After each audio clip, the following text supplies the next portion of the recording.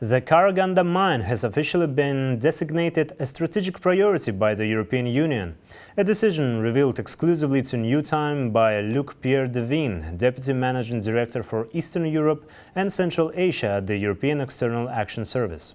In an interview with our reporter Baljan Semigulina, Mr. Devine said the site was selected this June as one of the EU's top 13 critical raw materials projects, part of a broader effort to bolster clean energy and industrial supply chains. He also outlined a surge in Kazakhstan-EU cooperation from multi-billion euro investments into transport and digital infrastructure to visa facilitation talks that could benefit Kazakh citizens within the 2 years timeline. Please watch the fragment of the interview right now.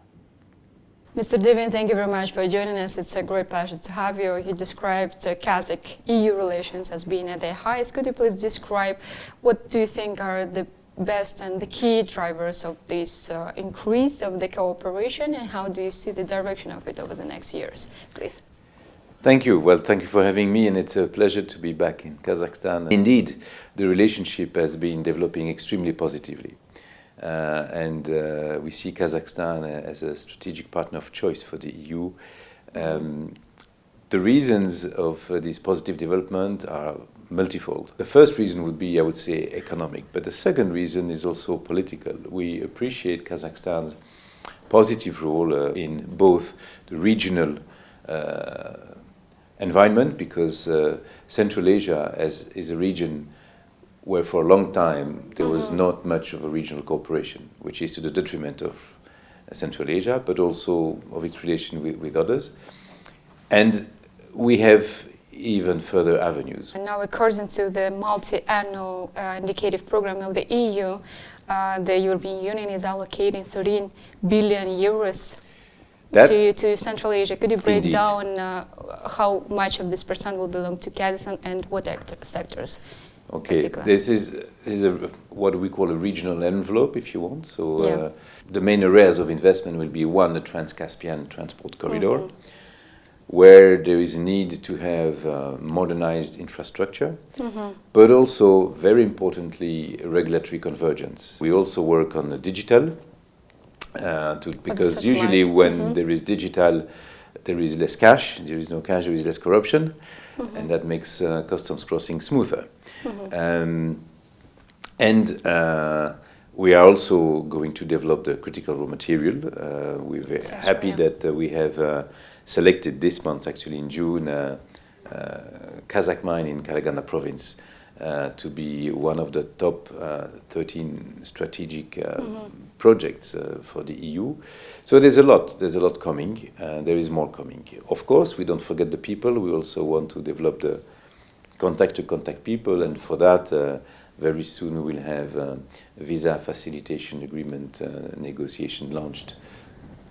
Yeah, in terms of trade cooperation, EU remains one of the main trade partners of Kazakhstan. The most important partner. Yeah, would you highlight perhaps the new project that is going to be maintained between the two parties, or any investments coming to our country?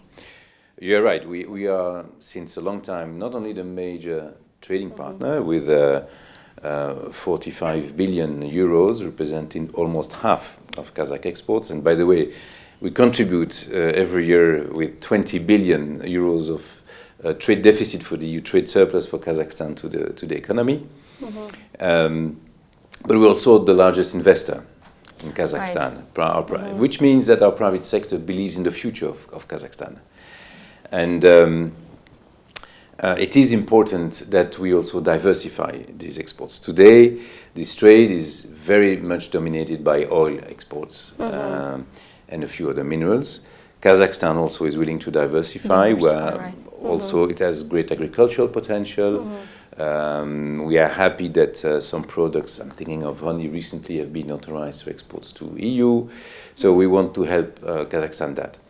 Critical raw materials is a new area of development. It's basically the future of the industry and the industry of the future. It's very much linked to green transition and environment and climate-friendly industries. It's an essential component for electric cars, etc., for Yeah, and batteries. the European Union allocated 12.5 billion to critical raw materials. Exactly, I think. exactly, and this will be very important because Kazakhstan, I think, has 19 out of the 34 identified critical raw material by European Union.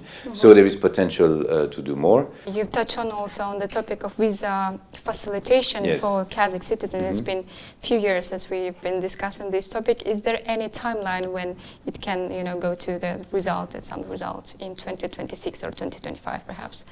I think it's reasonable. I mean, it's difficult to anticipate how the negotiation will be because I cannot prejudge what will be the Kazakh government answer to our requests. I'm very confident because so far we didn't have problems with Kazakh citizens abusing visa or overstaying, that kind of things. And Kazakhstan is not a country of migration or irregular migration to the EU, so there's no reason to believe that these negotiations would not be smooth and fairly quick. And so a year or two, as you mentioned, is probably reasonable, but it's difficult to anticipate. Thank you very much for joining us. Thank you very much.